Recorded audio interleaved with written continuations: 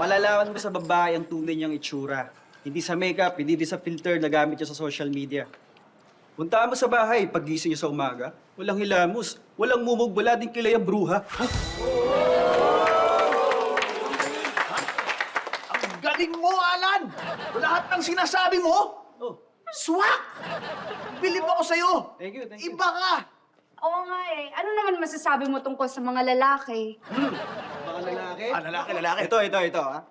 May mga lalaki na tudok mga forma. May balbas pa mga bigote, akala mo kontrabida eh. Pero silipin mo sa bahay kapag wala ang kanyang tatay, sumasayaw, kumikembot, habang sutang damit ni nanay. Hane, pare, ang galing mo talaga! Doon ako bilib sa mga rhyme mo eh! Ang galing mo mga rhyme talaga eh! Galing mo! Ay, ang lakas siguro nito sa mga babae. Ang dali silang ma-impress sa'yo. Thank you, thank you. Thank you. That's food. Iba rin to, ha? Yun! That's food. Ang social media. Amazing ang style ni lalaki.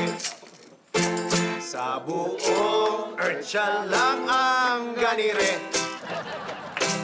Pero may problema ang diskarte pagdating sa crush niya na si...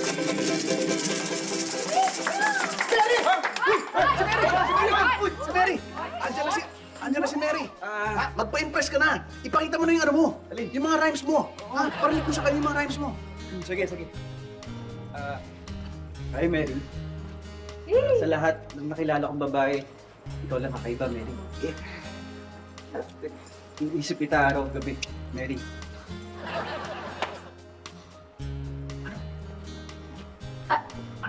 Ano?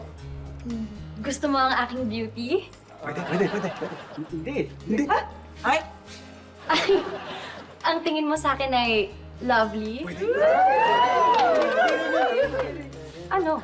Ano? Tuloy mo. Kapiraso na lang eh. Kinapos ka pa eh. Kinabahan ako eh. Huwag kang kabahan. Kaya mo yan. Simulan mo mula sa sa taas. Tapos banatan mo. Banatan mo na mga rhymes mo, ha? Sige, sige. Kaya mo yan. Ayan, harap na eh. Mary, Yan. sa lahat ng nakilala kong babae, Yeah. ikaw lang ang nag-iisa. Ikaw lang kakaiba, Mary. Iniisip kita araw gabi. Oh, yan. Mukha kang lalaki. Pare, sablay, pare. At least nag-rhyme. Nag-rhyme.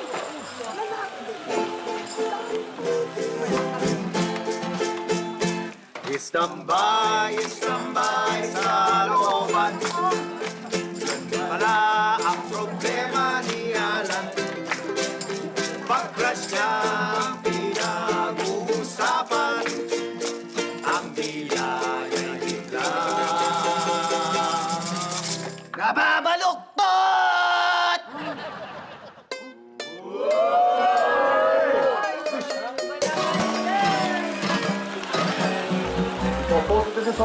Ay!